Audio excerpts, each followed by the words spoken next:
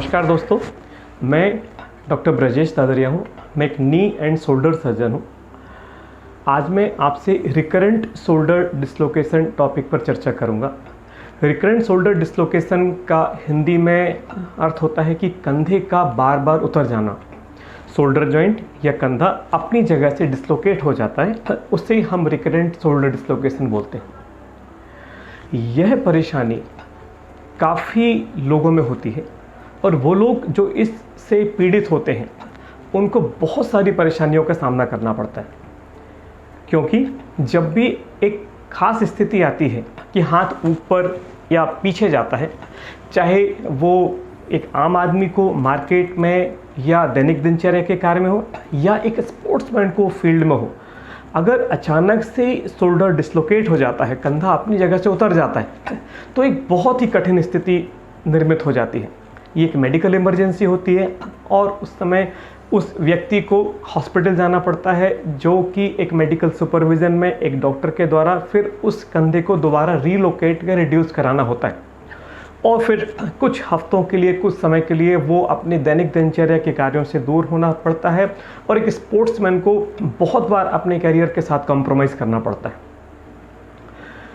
तो इस परेशानी को हमें समझना होगा और उसका सही उपचार क्या है ये जानना अत्यधिक आवश्यक है, जिससे किसी भी व्यक्ति को इसका सही उपचार मिल सके और इसमें लापरवाही ना हो।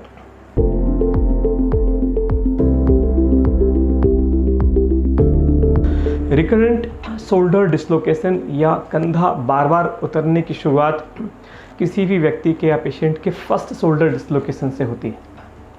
सामान्य स्थिति में जब पहली बार शोल्डर डिस्लोकेट होता है तो वो किसी एक्सीडेंट या ख़राब स्थिति में लैंड होने के कारण हाथ ऊपर और बाहर की तरफ घूम जाता है, जिसके कारण पूरे फोर्स से ये वाला ह्यूमरल हेड है, ये लिगामेंट को प्रेशर देता है और वो लिगामेंट को फाड़ते हुए आगे आता है।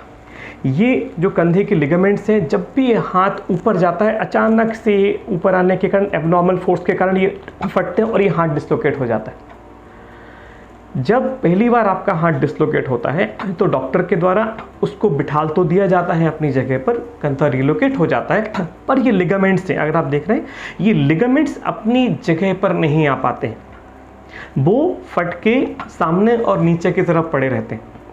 ऐसी स्थिति में अब जब भी हाथ ऊपर और बाहर की तरफ घूमता है तो जो उसको सपोर्ट सामने के लिगामेंट से मिलना चाहिए वो नहीं मिल पाता है और हाथ के या कंधे के खिसकने की संभावना हो जाती है। तो जब भी हाथ ऊपर या बाहर झटके से या अनकंट्रोल्ड तरीके से जाता है तो ये कंधा बार बार नीचे आने लगता है।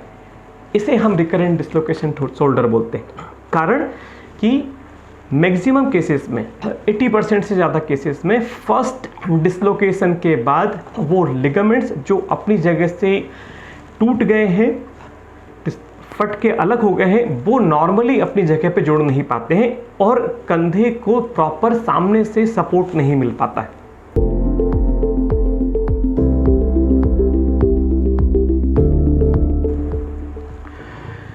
रिकरेंट शोल्डर डिस्लोकेशन के उपचार में हमें कुछ बहुत ज़रूरी इन्वेस्टिगेशंस कराने होते हैं।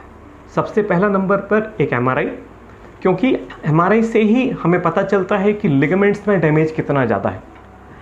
बार बार डिस्लोकेशन के साथ ये लिगामेंट का डैमेज बढ़ता जाता है। सो एक एमआरआई के द्वारा असिस किया जाता है कि कहाँ से कहाँ तक के लिगामेंट्स, ऊपर से लेकर नीचे तक के या पीछे तक भी, ये कितने ज़्यादा फटे हुए हैं। इसके अलावा उन लोगों में जिनमें ये डिस्लोकेशन बहुत बार हो चुका है और जहाँ पर हम सस्पेक्ट करते हैं कि बोन लॉस है, मतलब लिगामेंट्स के साथ साथ हड्डी में भी घिसा हुआ है, उन लोगों में हमें 3D CT स्कैन की भी ज़रूरत पड़ती है। 3D CT स्कैन की मदद से हम ह्यूमरल हेड में और ग्लिनॉइड बोन में कितना लॉस हुआ है, कितनी बोन घिसी है, तो उसका असेसमेंट करते हैं और फिर इन CT स्कैन और MRI इन्वेस्टिगेशंस के हिसाब से पेशेंट का ट्रीटमेंट प्लान डिसाइड करना होता है। MRI और CT स्कैन इन्वेस्टिगेशंस के बाद ही हम दोनों चीज़ों को असेस करते हैं कि लिगामेंट में डैमेज कितना है और बोन लॉस कितना है। इन दोनों इंजरीज़ का प्रॉपर असेसमेंट करने के बाद ही पेशेंट का ट्रीटमेंट प्लान डिसाइड होता है।